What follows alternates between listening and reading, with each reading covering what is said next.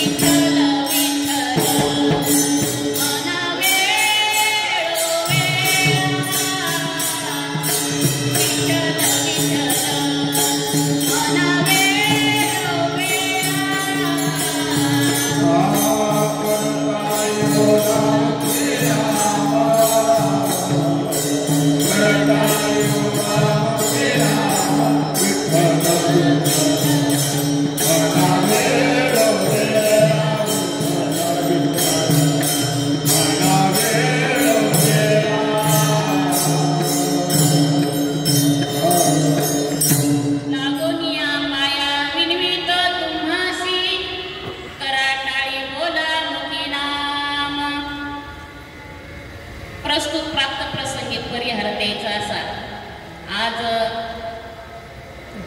रामदास बाबा यांचं 26वे पुण्यस्मरण आहे आणि त्यानिमित्त मला ही सेवा करण्याची संधी प्राप्त झालेली.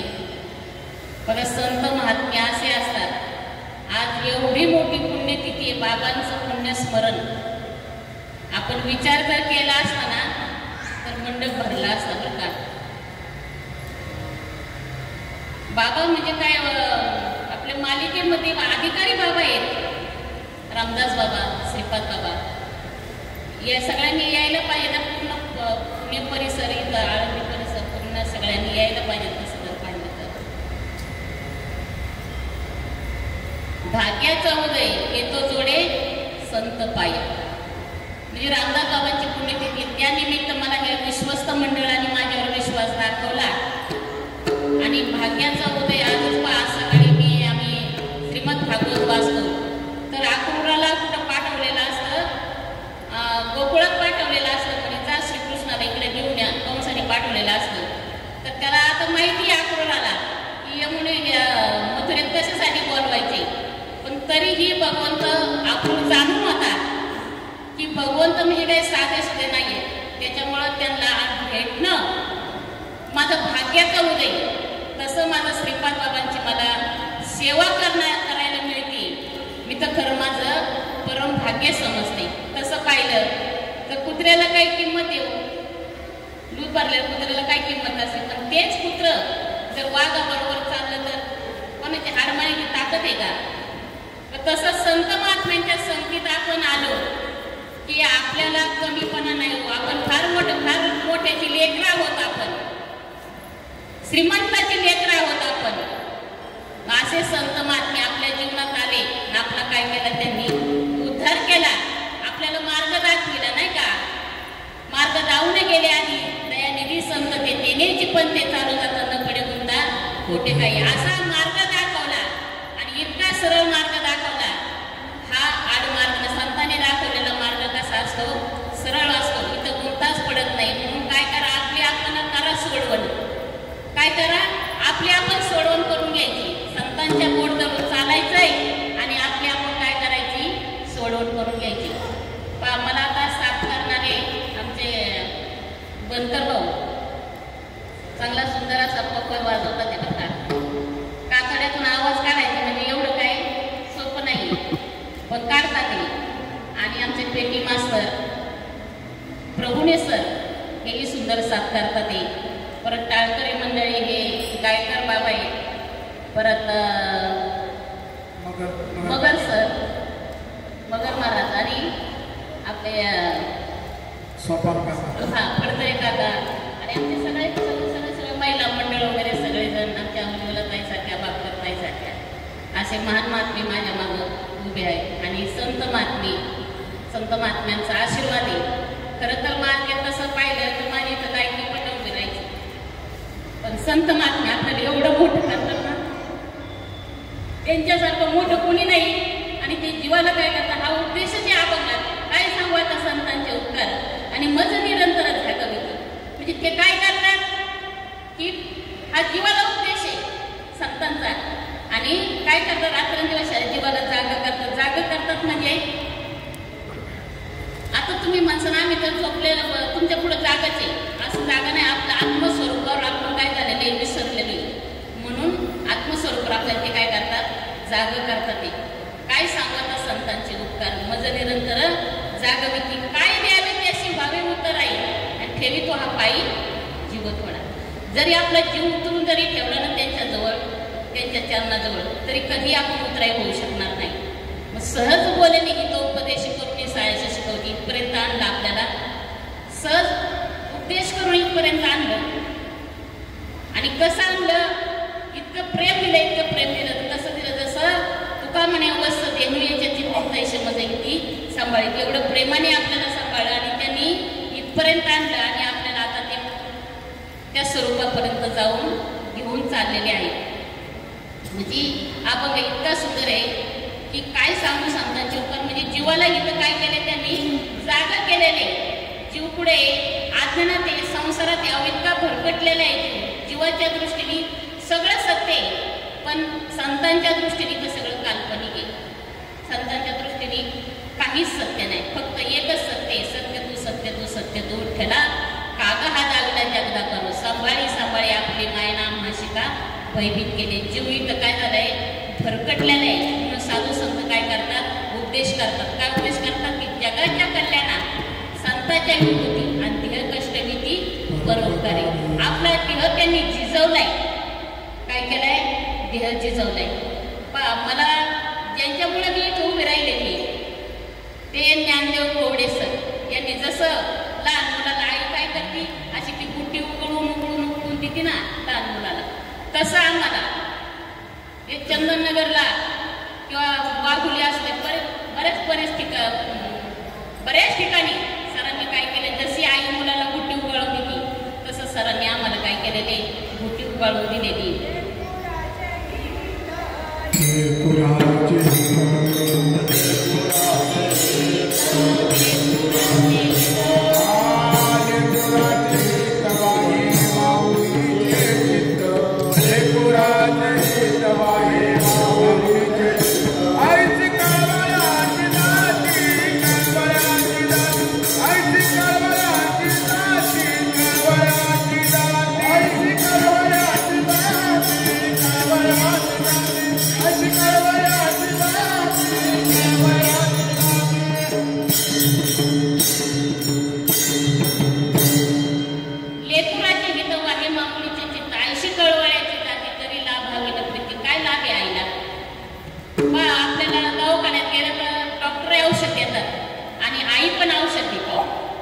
डॉक्टर औषध कशासाठी देतात? पैसे घेण्यासाठी. आई औषध देते मुलाला बरं करण्यासाठी. तसं साधू संतांचा उद्देश हा जगाला आहे, तसा आईने औषध दिल्यासारखा आहे. आणि तुम्ही आम्ही उपदेश करणं म्हणजे कसं आहे, डॉक्टरने उपदेश केल्यासारखा आहे. बरा झाला तरी बरं, नाही झाला तरी बरं.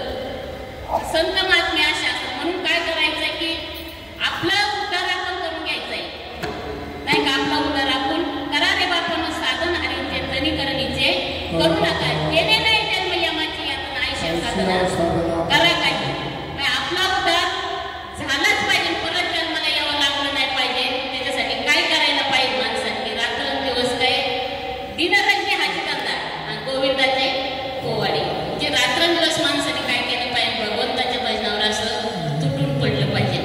देवा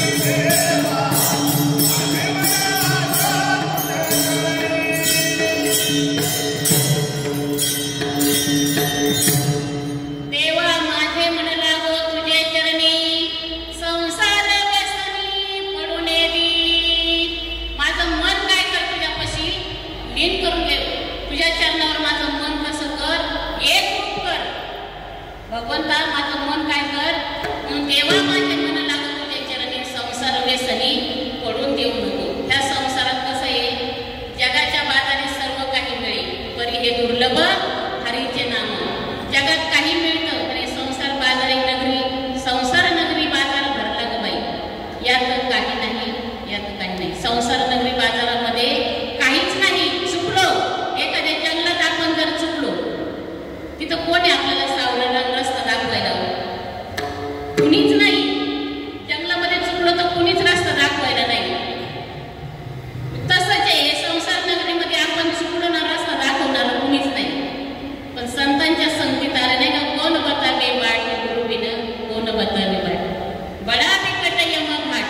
किती तुमचं पाप असू द्या, पण संत काय करतात, घालवतात.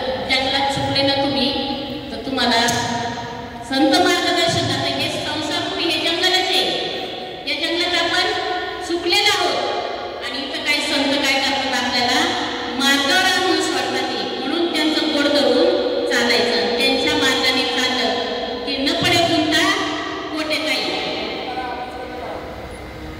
म्हणून त्या बाजारात चुकलेलं आपण याच्यातून काय करायचंय, जगाच्या बाजारी सर्व काही मिळेल बरी हे दुर्लभ हरीचे नाम. आणि हरीचे नाम कोणते तर आपल्याला संत संगतीत हे सगळं काय होतं. म्हणून संतन की संगत करी रे तेरी आची बनी, संतन की संगत करी रे तेरी आची बनी.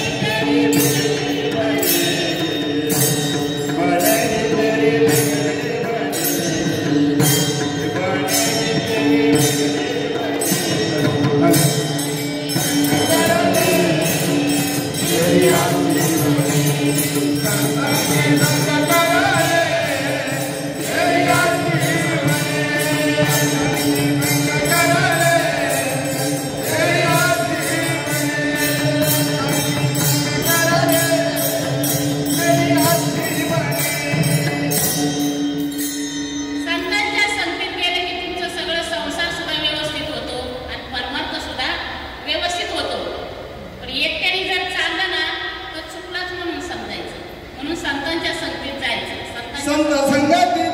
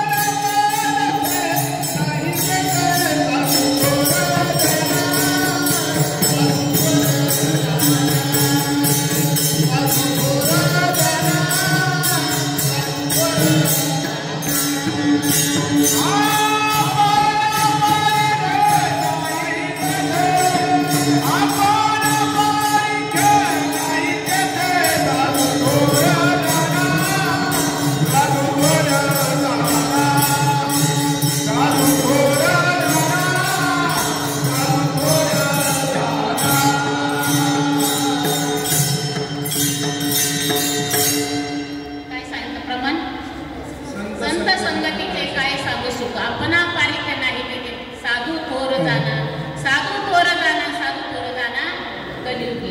कलियुगामध्ये कोण थोरे कोण श्रेष्ठ आहे तर फक्त संत.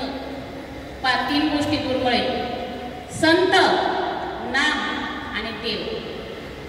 देव इतकं मोठं कुणीच नाही, संतान इतकं श्रेष्ठ कुणीच नाही आणि नामा इतकं मौल्यवान काहीच नाही.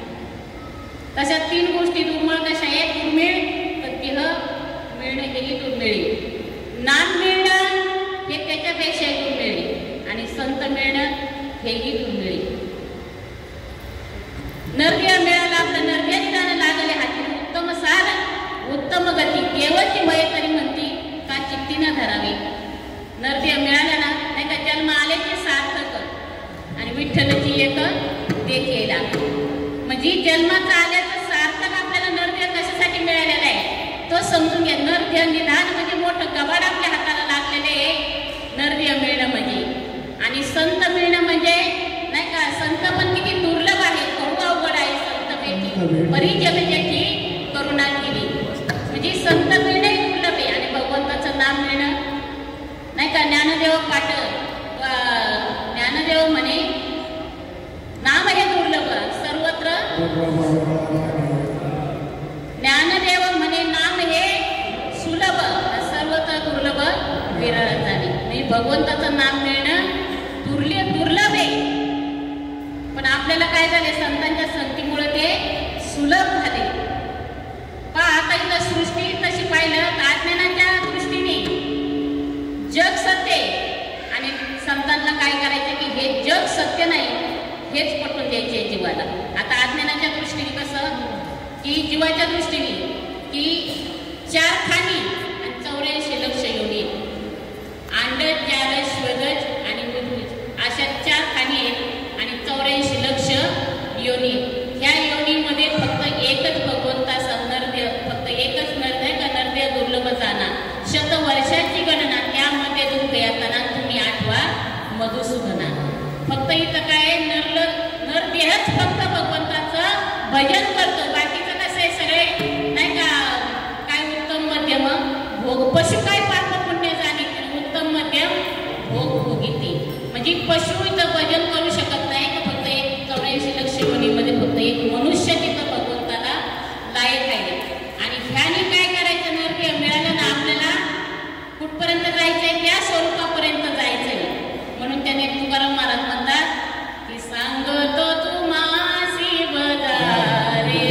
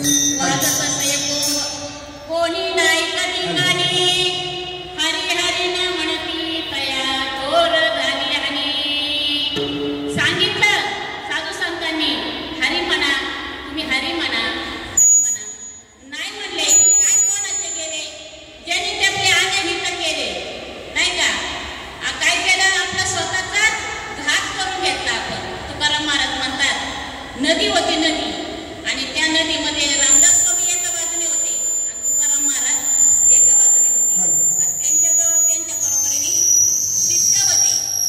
तुकाराम महाराजांचे शिष्य होते, इकडे रामदास स्वामींबरोबर त्यांचे शिष्य होते. आता रामदास स्वामींनी काय केलं, त्याच्यात पाण्यामध्ये काय केलं, दगड उचलला आणि टाकला. बुडत असे जन न देत डोळा आणि पूर्ण जग येताना जग होत नाही एवढं साधू संतांना कळवलं असं तुकाराम महाराजांनी बोंबा मारल्या. येतो त्याचा कळवळा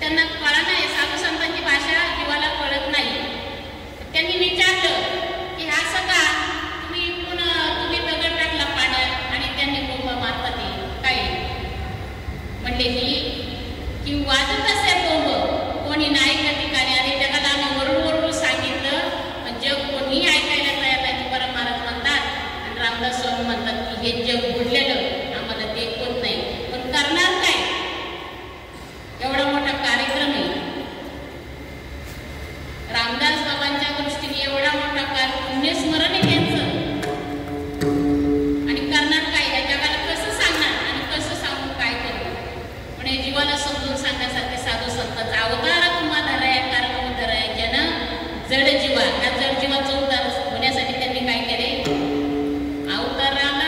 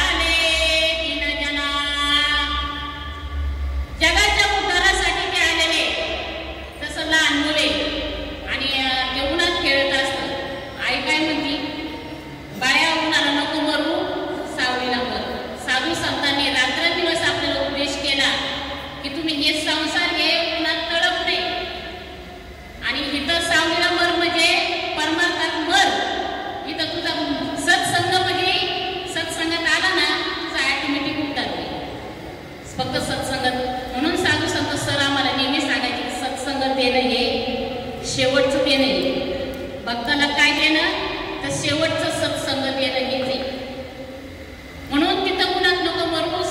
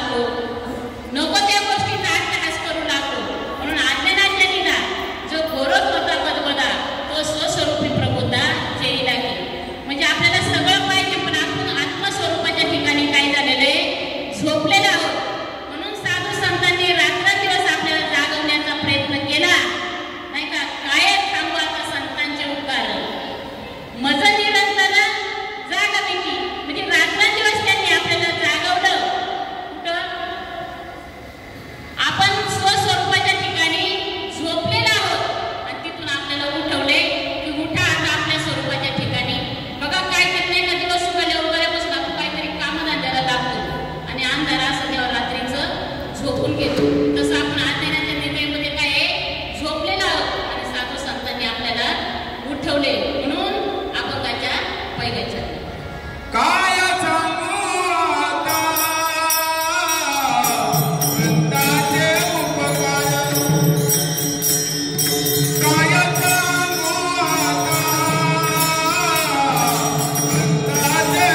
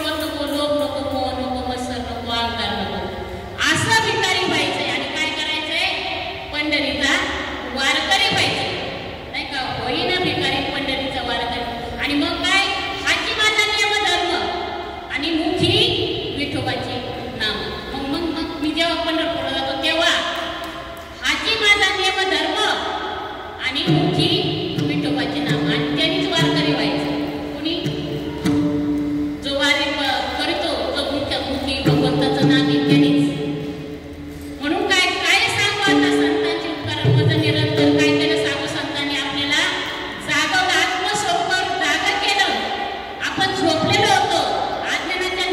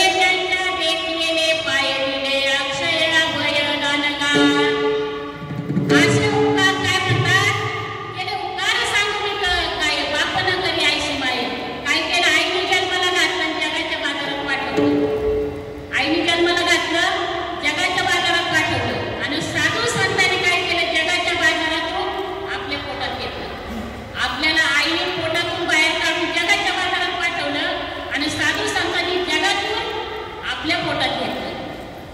एवढे मोठे संत आणि ते संत आपल्या जीवनात आले आणि आपला काय केलं, रात्रंदिवस त्यांनी जागवले, आपल्याला बोध केलाय नाही का.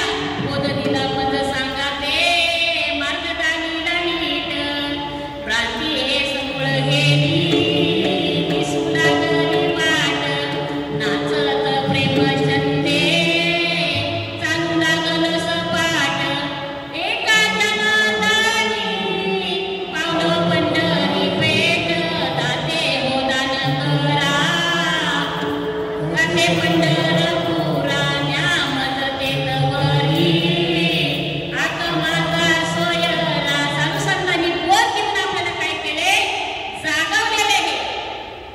मी बोध दिला मज सांगते मार्ग दाविला नीट, भ्रांती हे समोर गेले. आपली भ्रांतीच काढली होती. आपली भ्रांती काय, मी देह म्हणतो, ही भ्रांती आपली घालवलेली आहे. आणि देह संबंधी जर देह म्हटलं तर देह संबंधी सगळं आलं ना, देह संबंधी सगळं आलं. आणि देवा काय साखरी उपकार, देहाचा विसर पाडी. ह्या देहाचाच विसर, देहामध्ये आपल्याला देहाचा विसर पडला पाहिजे. देह मी नाही म्हटलं की देह संबंधित काहीच माझं नाही. तर देहच माझा नाही, माझा नवरा नाही, माझी बायको नाही, माझी पोरं नाही, हे जगच नाही, देहच नाही म्हणलं तर.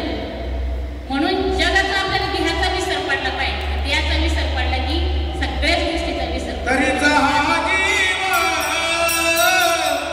सुख पावे माझा,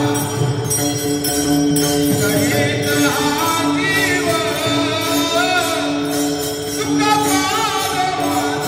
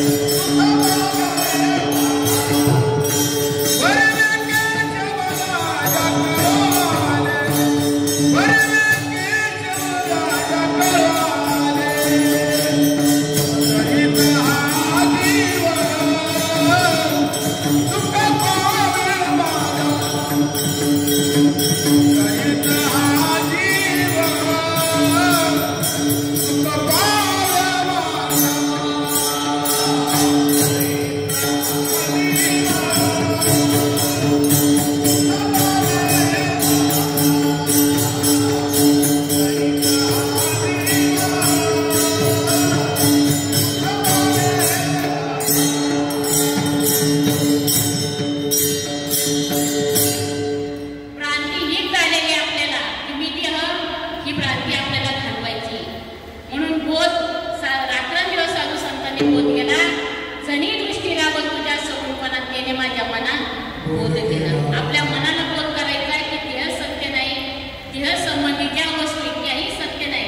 देह माझा जर म्हटलं तर देह संबंधी सगळे आले. देहच माझा नाही म्हटलं तर इथं कुणीच नाही माझं, इथं काहीच नाही माझं. फक्त एक कोण आहे मी, ते स्वरूप आहे, ते परमात्मा स्वरूप आहे. इथं साधू संतांनी आपल्याला काय केलेले, जागवलेले.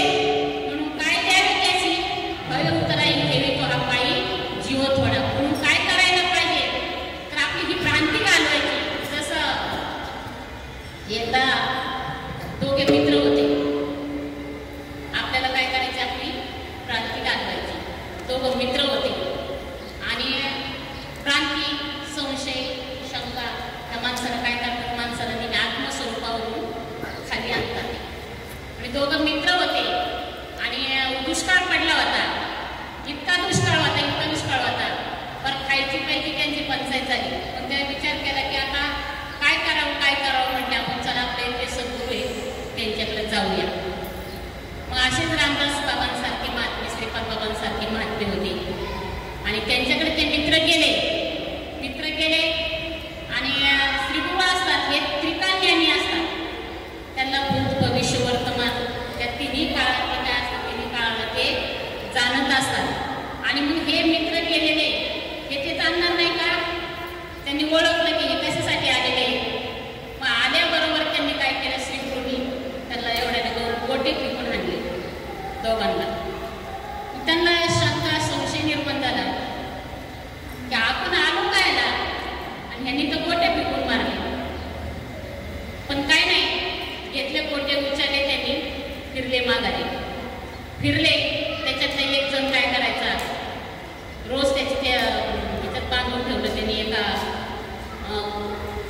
वस्त्रामध्ये आसरामध्ये त्या कापडामध्ये तो गोटा बांधून ठेवला वस्त्रामध्ये. आणि तो काय करायचा, रोज त्याची पूजा करायचा. देवपूजा करता करता काय करायचं, गोट्याची पूजा करायचा, रोज पूजा करायचा. आणि एक 8 दिवस झाले तो गोटा त्याचा काय झाला, सोन्याचा गोटा झाला. तो गोटा काय झाला, सोन्याचा गोटा झाला. तेवढा एक त्याला एवढा आनंद झाला, एवढा आनंद झाला. म्हणलं अरे श्रीगुरूंनी आपण म्हणजे मनात शंका आली की श्रीगुरूंनी गोटा पिकून आणला, त्यांना द्यायचं नव्हतं तर नसतं दिलं, काहीतरी चाललं असं. गोटा पिकून म्हणली किती मोठा संशय. पण त्याने विचारल्यानंतर परत त्याने असा विचार केला की त्याला श्रीगुरूंचा प्रसाद आहे हा, म्हणून त्याने पूजा केली. आणि त्याला काय त्याचा काय झाला, त्या सोन्याचा गोटा झाला. म्हणतात चला आपण मित्रांना तरी विचारायचं आहोत त्याचा झाला का काय बघू. म्हणून त्याला विचारायला गेले. अरे म्हणले बघू बघू तुझा गोटा. तो म्हणला अरे की तो येता येता रस्त्यातच टाकून दिला. येता येता काय झालं, रस्त्यातच टाकून दिला. मग त्याला एवढा रडवत बसळलं की श्रीगुरूंनी आपल्याला काय दिला, प्रसाद दिला होता पण आपल्याला काय तो कळाला नाही.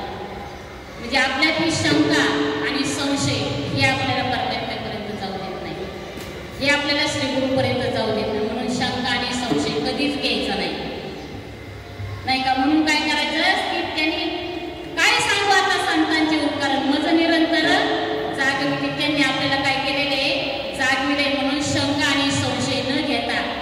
परत अजून एक दृष्टांत छोटासा सांगते. श्रीगुरूला एक शिष्य आला आणि शिष्य म्हटला श्रीगुरूंना की मला लक्ष्मीनारायणचं दर्शन घ्यायचंय, तर दर्शन कधी घडेल माझं, कधी होईल. आता श्रीगुरूला काय अशक्य आहे तेव्हा. श्रीगुरू म्हणजे तुला जेव्हा मी 4-8 दिवसांनी ये म्हटली माझ्याकडे, तुला देतो म्हणजे श्रीगुरू लक्ष्मीनारायणचं दर्शन घडून. आणि शिष्य गेला 4-8 दिवसांनी आला तर श्रीगुरू बसलेले होते. श्रीगुरूच्या मांडीवर एक बाई बसलेली पाहिली, त्या शिष्याने बाई बसलेली पाहिली. आणि मग त्यांनी असं खाली मान घालून परत फिरून गेला. जसं गेटपर्यंत गेला आणि लक्षात म्हणजे त्याच्यात ध्यानात आलं की अरे जाऊ द्या, त्यांचं काही असं ना, पण आपण दर्शन घेऊन जाऊ म्हणा. तो परत आला, श्रीगुरूचं दर्शन घ्यायला लागला. श्रीगुरू म्हणले अरे अरे अरे अरे तू काय माझ्याकडे मागणी काय केली होती की मला लक्ष्मीनारायणचं दर्शन घडवा. म्हणले तू हिता आला इथून माघारी गेला का, शंका आणि संशय. आणि म्हणून मग म्हटले गेली, म्हटले लक्ष्मी निघून गेली, म्हणले तुझ्यावर रागून निघून गेली. म्हणून शंका आणि संशय सद्गुरूवरती कधी घ्यायचा नाही. ते आपल्याला तिथपर्यंत ते घेऊन जाणार. एका जनाधनी कल्पचे मुराला कोटीला ब्रह्मरूप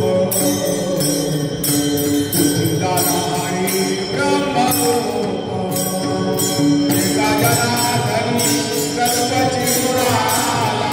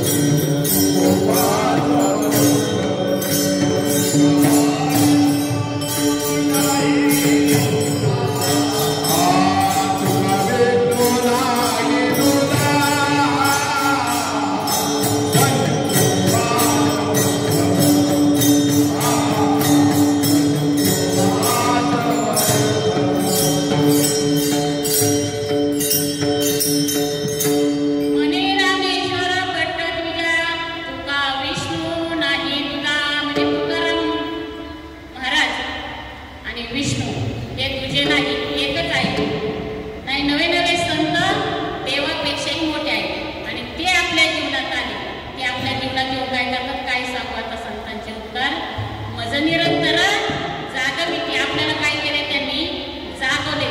म्हणून काय करायचंय की काय द्यावे त्याशी व्हावे उतराई ठेवी तो अपाई.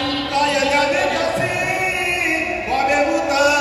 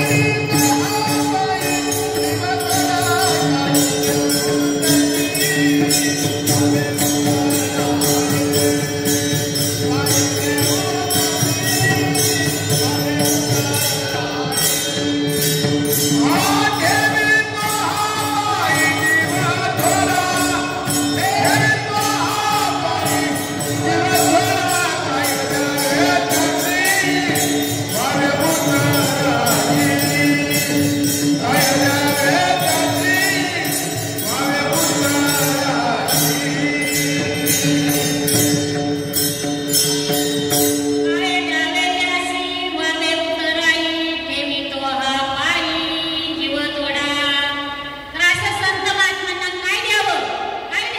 व्हावे उतराई.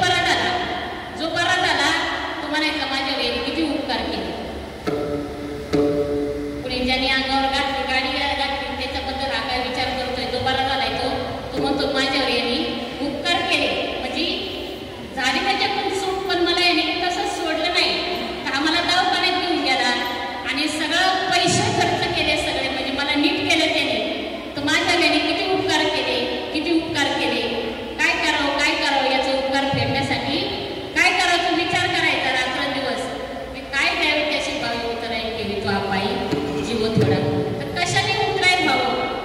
म्हणून मी एक दिवस म्हटलं की काय नाही आता काय तरी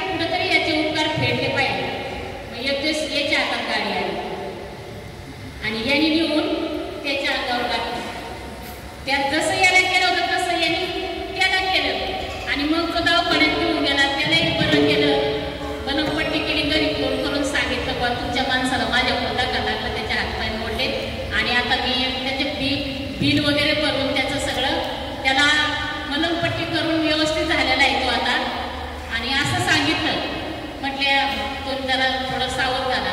म्हणले का रे, पाठीमागं माझ्याकडून चुकून झालं होतं, गाडी लागली होती तुला, मी तुला नीट करून आणलं दवाखान्यातून, पण तू असं का केलं? म्हणले मी बाजूला होतो तरी गाडी माझ्या अंगावर आली. म्हणले अरे लई दिवस मी संदेश शिवत होतो की तुझे उपकार मी कशाने फेडू, काय करू, तुझे उपकार मी कशाने फेडू. म्हणले अरे हे काय उपकार फेडायचे, आता काय उपकार फेडायचे ठिकाणी का, असं ठिकाणी असा उपकार फेडायचा असतो का?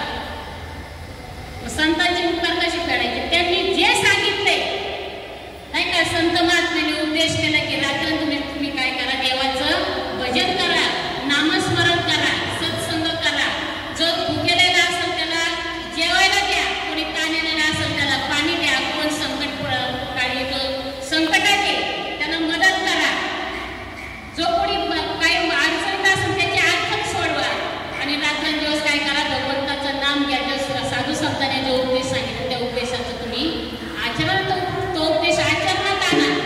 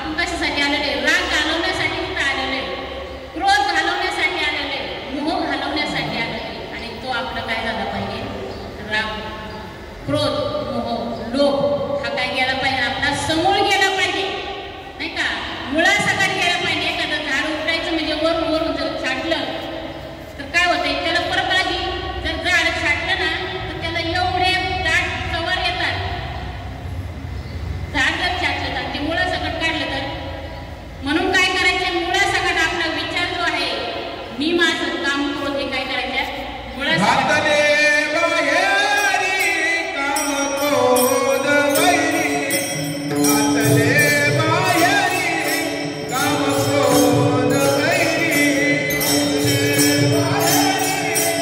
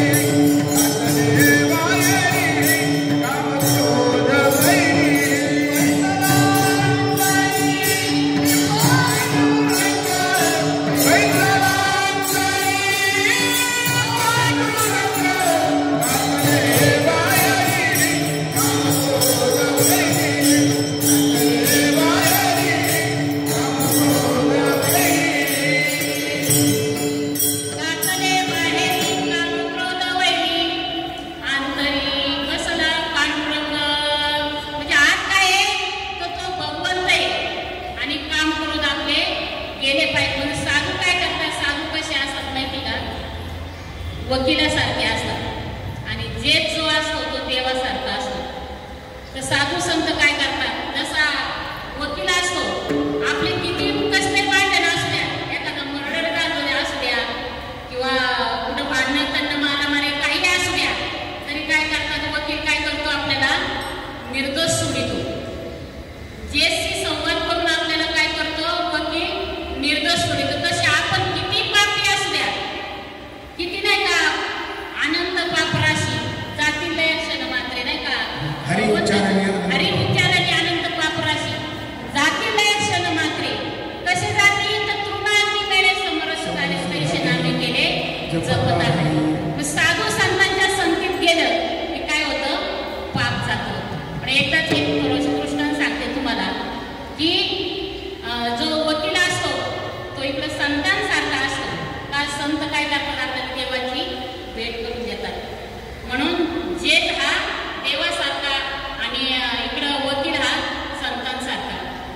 मग एकदा असंच एक शेतकरी होता आणि कांद्याची गाडी घेऊन तो विकायला गेला तर तिथलं काय झालं, मार्केटमधलं आहे ना कांद्याचा लिलाव थांबलेला होता. त्या दिवशी बंद होता तो दिवस. पण एका व्यापाऱ्याने पाहिलं असं गेट कशी गाडी आलेली पाहिली आणि तो त्याला त्याच्या पुढे जाऊन म्हटला, आणि तिथं कांद्याचं मार्केट बंद आहे म्हणजे मग काल कसा कांदा गेला. त्याला सांगितलं की 25-30 रुपये काय किलो असं तसं गेलेलं सांगितलं. म्हणजे मग मी व्यापारीचे म्हटले मला देऊन टाक तुझे कांदे. म्हटले चालेल. पण म्हटले त्या गाडीचा भाव केला त्यांनी, बैलगाडी आणि त्याचा भाव केला. पण म्हणले 25,000 रुपये होतील. किती होतील? 25,000 रुपये. त्या गाडीची किती होतील? 25,000 रुपये. बरं म्हटले चालेल म्हणल्यावर त्याला त्या शेतकऱ्याला त्या व्यापाऱ्याने खाली उतरवलं. म्हणलं उतर गाडी. म्हणलं का? म्हणलं मी 25,000 घेतली आता. असं उतरवल्यावर तेव्हा मग आले. म्हणलं मी तर फसतो. म्हणजे यांनी गाडी सकाळी घेतली 25,000 आणि मग शेजारी असं वकिलाचं ऑफिस होतं आणि वकिलाच्या ऑफिसमध्ये गेला तो. म्हटला अहो मी फसतो म्हणले. काय झालं? म्हणले मी बैलगाडी करून कांदे आणले आणि कांदे आणल्यानंतर म्हणले त्या व्यापाऱ्याने म्हटलं बाजार ते लिलाव थांबलेला आहे, बंद आहे आज बाजार. म्हणून त्यांनी माझं ते गेटवरच कांदे घेतले म्हणले. आणि मला म्हटलं कशी आहे गाडी? तर मी सांगितलं त्याला 25,000 रुपये बसतील. तर मग त्यांनी 25,000 रुपये म्हटलं आणि मला गाडी उतरून दिलं. म्हणले मला गाडीच्या खाली. असं केलं का? म्हणले थांबतो काय काळजी करून. जी संत जे असतात त्या माणसाला किती तुम्ही पापी असू द्या, किती मोठा गुन्हा केलेला असता पण निर्दोष सोडितात. तसं वकिलाने काय केलं, त्या शेतकऱ्याला धीर दिला. तू काय काळजी करू नको, मी तुला तिथून मोकळा करतो. म्हणजे त्याच्यात तुझं ते काय आहे ते सगळं मिळवून देतो. आणि मग तो वकील आणि तो शेतकरी त्या व्यापाऱ्यापर्यंत पोहोचला. म्हटले तुमचं कसं काय म्हणते व्यवहार झाला? म्हणजे गाडी म्हणले त्याला विचारले गाडी केवढ्याला? तर 25,000 म्हटले बघा मी पावती केली, मी त्याच्या दोघांच्या सह्या सुद्धा आहेत साक्षी पुराव्याला. असं आहे का? ती वाचमध्ये दाखवा तुमची पावती दाखवली. म्हणले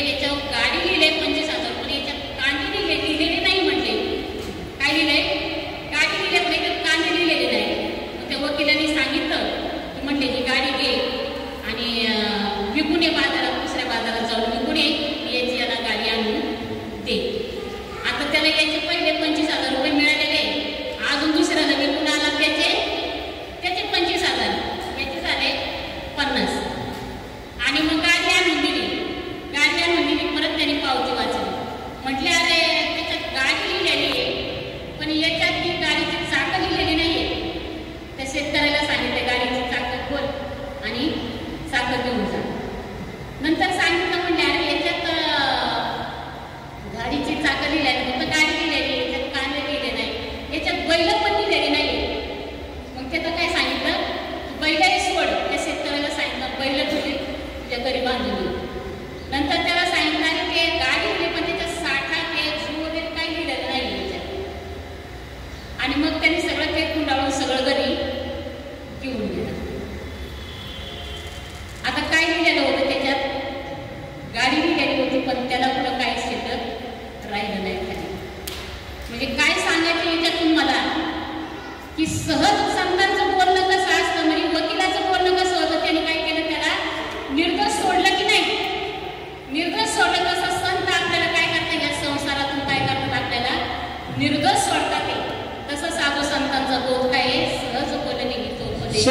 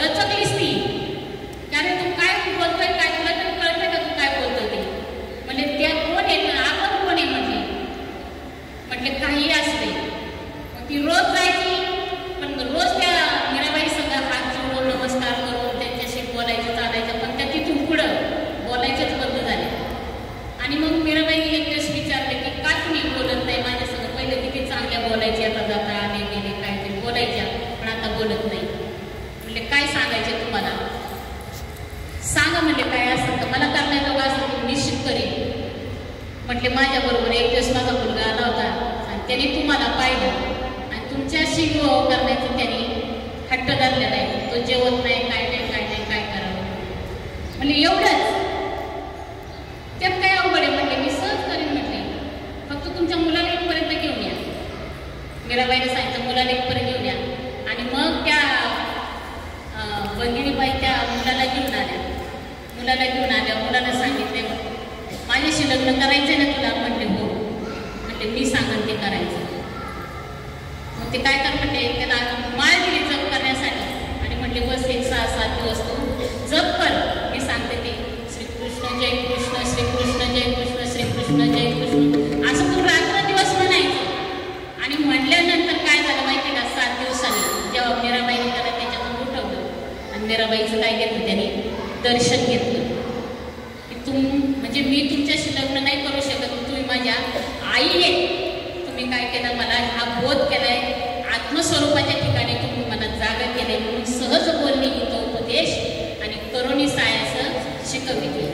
आई पार अशी झाली होती पण मीराबाईने काय केला उद्देश केला की त्याला बोलव माझ्याकडे.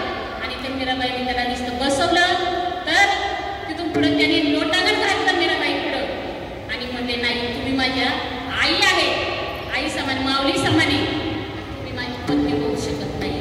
पण असा मीराबाईने काय केला उद्देश केला. म्हणजे साधू संत असतात की आपल्याला काय द्यावे त्याशी हवे उतरायला केली तो हा पायी जीव थोडा. आणि विठोबा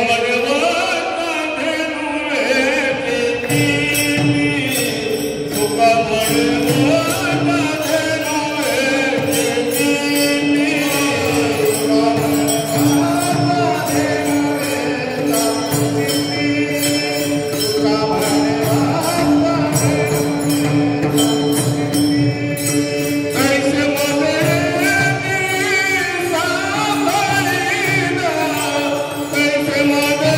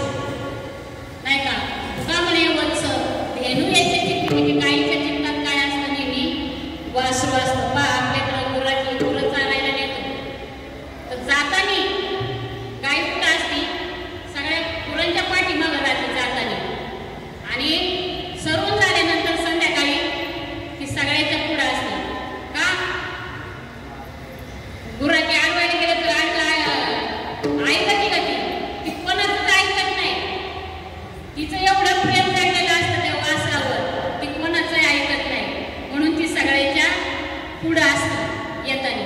म्हणून तुका म्हणे वच देणं याच्या चित्ती तैसे मजे येते सांभाळायचं. म्हणजे तसं साधू संतांनी आपल्याला सांभाळणे, लहान मुलाला सांभाळणं एवढं सोपं नाही. त्याला जन्माला घालणं एवढं सोपं नाही. त्याला सांभाळणं एवढं जन्माला घालणं. आता तुम्ही पुरुषाने जर 2-3 किलोचा जर गोटा बांधला, गोटावर किती दिवस मिरवसाल. जन्माला घालणं सोपं नाही आणि सांभाळणं एवढं सोपं नाही. त्याने जर शिशू जर काही केलं तर त्याला बाप हात लावत नाही, मग ती आई सगळं साफ करते. तसं तुका म्हणे वत्स तेणू याच्या चित्ती ती काय करीत असते. तसं साधू संत आपल्याला निर्मळ करतात.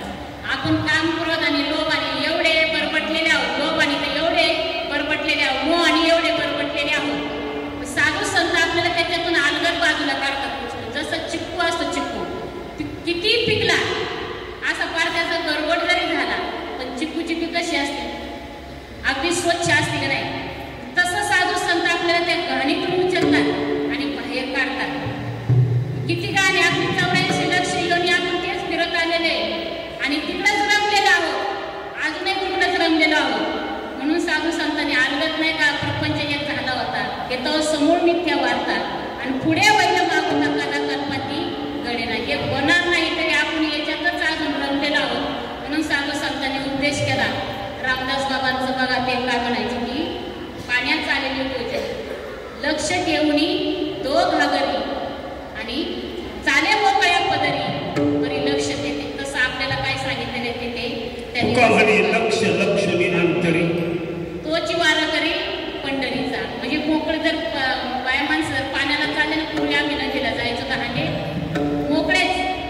आता कळशील हांडेवर मोकळेच असायचे पण बोलतही जायचं, सगळं काय करायचं पण लक्ष कुठं असायचं वरच्या हांड्यावर. तसं आपण सगळं काही करा पण आपलं लक्ष कुठं पाहिजे. जशी सून असते एखाद्या कुटुंबात ती काय करते, सगळ्या दिराबायांचं सगळ्यांचं काम करते जे जे सांगत ते. पण पतीसाठी काय करते आपल्या, त्याला त्याच्यासाठी वेगळं अंतकरण असतं तिचं. तसं ड्रायव्हर पण आग सर्व असते किती वरला नेतो. आता धर्माला परिक्रमा करून आले मी किंवा आता 4 धाम केले हे वृंदावनला आमचे माझ्या बरोबरीच्या महिला गेलेल्या आल्या का नाही. म्हणजे ड्रायव्हर घेऊन गेला तिथून परत माघारी. म्हणजे किती लोक मध्ये आडवे तिडवे येतात, काय काय होतं पण तो काय करतो सुरक्षित परत माघारी आणून सोडतो ड्रायव्हर. तसं चित्त पुढे आपलं ठेवायचं, सगळं करायचं रात्र दिवस पण लक्ष आपलं कुठं पाहिजे, परमात्म्याच्या ठिकाणी पाहिजे. आपलं चित्त त्याच्याशी एकरूप झालं पाहिजे. म्हणून साधू संतांनी हा आपल्याला काय केलेलं आहे, रात्रंदिवस बोध केला किंवा जागृती, स्वप्न, सुषुप्ती ह्या 3 अवस्था आपल्याला दिलेल्या आहेत. तर जागृती ही कशासाठी दिलेली आहे, संतांना शरण जाण्यासाठी दिलेली आहे, शास्त्र वाचण्यासाठी दिलेले आहे, आळंदीला येण्यासाठी दिलेले आहे, वारीला जाण्यासाठी हे जागृतीमध्येच जातो ना आपण. भगवंताला शरण जागृतीमध्येच जातो. आणि स्वप्न कशासाठी दिले, इथं काहीच सत्य नाही हे तुम्हाला समजलं पाहिजे. याच्यासाठी स्वप्न दिलेले. आता स्वप्न पडलं आपल्याला याच्यात जागेपणी समजा तुम्हाला 10 लाखाची लॉटरी लागली असं स्वप्न पडलं आणि लय रंग होतं 10 लाखामध्ये काय काय घ्यायचं नाही का, असं लय रंग होतं आणि बायकोने त्याला उठवलं आणि जागा झाला आणि म्हणले तू तुम्हाला 10 लाख रुपये घालवलं कुशल. आता याचे गेले का नव्हतेच, फक्त याने कल्पना रंगवलेली होती. ती कल्पना तसं आपली ही कल्पना केली, ही तर काहीच सत्य नाही. फक्त एक परमात्मा सत्य. म्हणून स्वप्न जसं जागा झाल्यानंतर खोटं, तसं ही जागृती आत्मस्वरूपाच्या ठिकाणी जेव्हा आपण जाऊ तेव्हा ही जागृती सुद्धा मिथ्या आहे. मग जागृती, स्वप्न आणि सुषुप्ती तर एक घन अज्ञान नाही का सांगितलं. सुषुप्ती घन अज्ञान, बीजांकुर भाव येर स्वप्न आणि जागृती हा फळ भाव ती याचा. म्हणजे इथं एवढं घन अज्ञान आहे कारण त्यामध्ये, पण तेही अज्ञान त्यांनी काय केलं, बोध दिला की तेही कर्म राहते ना. आपण प्रारब्ध कर्म, संचित कर्म आणि क्रियामान कर्म. क्रियामान कर्म म्हणजे कितीतरी, संचित कर्म म्हणजे कितीतरी मोठा साठा आहे पण तिथला साठा भगवंताचं नाम घेतलं की संचित कर्मही राहत नाही. तसं कारणीय जागृती, स्वप्न आणि सुषुप्ती ही गाढ निद्रा आहे. सुषुप्ती इथं पण जसं आपण झोपलो तसं आत्मस्वरूपाच्या दृष्टीने जर पाहायचं म्हणलं तर सुषुप्ती ही अज्ञानाच्या दृष्टीने ब्रह्मस्थिती नाही नाही का आपण सगळं विसरतो आणि त्याच्यात काय होतो लीन होतो का नाही. की आपण कुणी जर उठवलं तर काय म्हणतो त्याला राग येतो. अरे मला एवढी चांगली झोप लागली होती याच्यातून का उठवलं. म्हणजे अज्ञानाच्या दृष्टीने ही सुषुप्ती म्हणजे हे ब्रह्मज्ञानी. पण तसं हे जो ज्ञानी त्याला ही स्थिती 24 तास असते. म्हणजे कायम स्वरूपी असते त्याची ती स्थिती. म्हणजे ह्या सुषुप्तीमध्ये जशी त्याला ब्रह्मस्थिती आहे तशी ज्ञानाला ही कायम स्वरूप म्हणजे जागृती स्वप्न आणि सुषुप्ती ह्या भगवंताने कृपा केली आपल्यावर. आणि ह्याच्यामुळं आपल्याला स्वरूपापर्यंत जाता येतं. म्हणून साधू संतांचे आपण उपकार मानूया की आपल्यावर कुणीच असेल त्यांचे उपकार तरी काय बोलून नाही मानायचं. त्यांनी जे सांगितलं ते केलं तर त्यांच्या उपकारातून फेडून कसं तरी होता येईल तशी कसं. नाहीतर होताच येणार नाही. का त्याच्यावर राहिलं तर होता येईल नाहीतर नाही होता येणार. म्हणून रामदास बाबा आणि श्रीपाद बाबा मला खरंच म्हणजे त्या मला आज काय बोलता येणार की साधू संतांच्या महात्म्याच्या एवढी कृपा झाली की संतांची कृपा झाल्यावर काय होणार नाही. की जसं लूट भरलेलं कुत्र असतं आणि ते जर वाघाच्या संगतीत चाललं तर त्याला हार म्हणायची ताकद आहे का. तशी साधू संतांच्या संगतीत हा जीव चालला मग ही उभी राहायची लायकी नाही इथं. पण एवढा मोठा अधिकार प्राप्त करून दिला तर त्या अधिकाराबद्दल बोलता येत नाही. म्हणून विश्वस्त मंडळ त्यांनी विश्वास दाखवला. आपले पाटील गुरुजी किंवा गौरवबाई आणि ते बाबा गायकर बाबा हे सगळे जाधव बाबा हे नरवडे बाबा आणि बनकर बाबा हे सगळ्यांनी काय केलंय मला साथ दिली. आपले सगळे टाळकरी आणि आमच्या महिला मंडळ सगळ्या गुन्हेगारी ताई सगळ्या टाळकरी आणि सगळ्यांनी मला साथ दिली. आणि सगळ्यांनी साथ दिली पण तुम्ही काय केलं ऐकून घेतलं. मी इथं बोलले यांनी पक्वात वाजवला सुंदर असा. सरांनी मस्त साथ दिली पेटीची मला. टाळकऱ्यांनी टाळ वाजवले गायकांनी गायलं आणि तुम्ही सगळ्यांनी काय केलं ऐकून घेतलं. तसं पाहिलं तर कोण कुणाचं ऐकतं का हो. आता सगळ्यांना उद्देश करायला आवडतो पण ऐकायला कोणालाही आवडत नाही. आणि ते तुम्ही ऐकून घेतलं. पण बाबा म्हणायचे श्रीपाद बाबा तुम्ही जर नसते तर मी काही बिताडाला सांगितलं असतं का. तसं तुम्ही ऐकून घेतलं आणि हे 4 शब्द माझ्या वेळीचे आणि मला संतांची कृपा झाली म्हणून मी इथे उभी राहिले. आणि मला ज्यांच्यामुळे मी इथं उभी राहिले खरं तर कवडे सर त्यांच्यामुळे मला इथं उभी राहण्याची संधी मिळाली आणि सेवा करण्याची संधी मला त्यांच्यामुळेच प्राप्त झाली. ज्ञानेश्वर माऊली